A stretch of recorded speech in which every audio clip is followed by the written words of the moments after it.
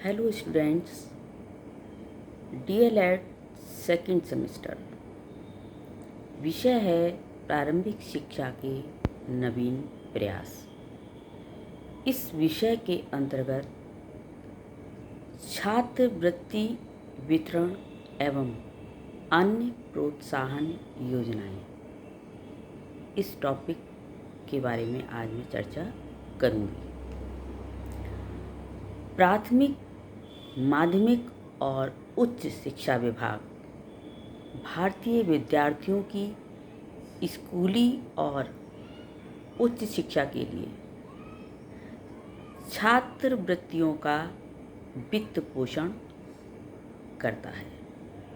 इसमें विद्यार्थियों की शिक्षा के प्रति रुचि उत्पन्न हो और एक आकर्षण उत्पन्न हो, इसके लिए ये योजनाएं राज्य और केंद्र शासित क्षेत्रों की सरकारों के माध्यम से संचालित की जाती हैं। छात्रवृत्ति वितरण द्वारा सरकार की इच्छा है कि आर्थिक दृष्टि से जो बच्चे कमज़ोर हैं या जिनके परिवार कमज़ोर हैं, उन्हें किसी प्रकार की पढ़ाई में धन से संबंधित समस्या उत्पन्न ना हो सके, क्योंकि बहुत से बच्चे बहुत इंटेलिजेंट होते हैं, लेकिन गरीब होने की वजह से वो नहीं पढ़ पाते हैं। अतः इस बात को ध्यान में रखते हुए कि शिक्षा सभी का अधिकार है और ये कानून भी बनाया गया है कि निःशुल्क एवं अनिवार्य शिक्षा, अतः इसको ध्यान में रखते हुए सरकार की ओर से छात्रवृत्ति वितरण की योजना चालू की गई है। इसमें 10 वर्ष से जो कम आयु के बच्चे हैं, उनके माता पिता के संरक्षण में राष्ट्रीयकृत बैंक के द्वारा अकाउंट खोला जाता है और उसमें छात्रवृत्ति डायरेक्ट जाती है। और जो बच्चे 10 वर्ष से अधिक आयु के हैं, उनके जीरो बैलेंस पर उनके नाम का खाता खोला जाता है और उनके नाम पर बैंकों में छात्रवृत्ति भेजी जाती है।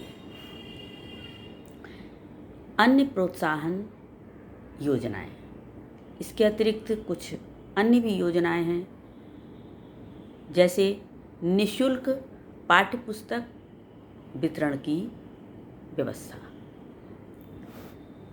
सरकार की ओर से बच्चों के लिए निःशुल्क पाठ्यपुस्तकों की भी व्यवस्था की जाती है।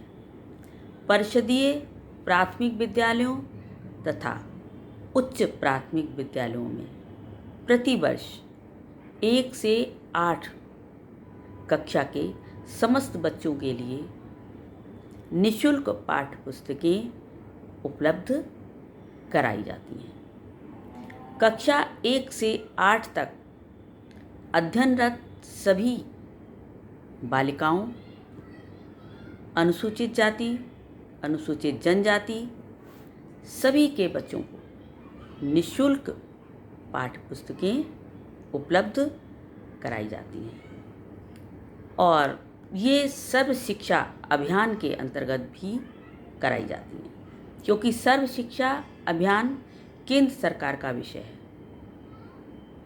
और इसके अतिरिक्त उन्हें निःशुल्क पाठ्यपुस्तकें राज्य सरकार के बजट से भी कराई जाती है।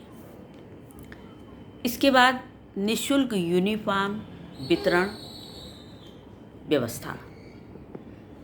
विद्यालय एक इकाई है और इकाई के रूप में एकता लाने के लिए, एक समान देखने के लिए यूनिफॉर्म की भी व्यवस्था सरकार की ओर से की जाती है।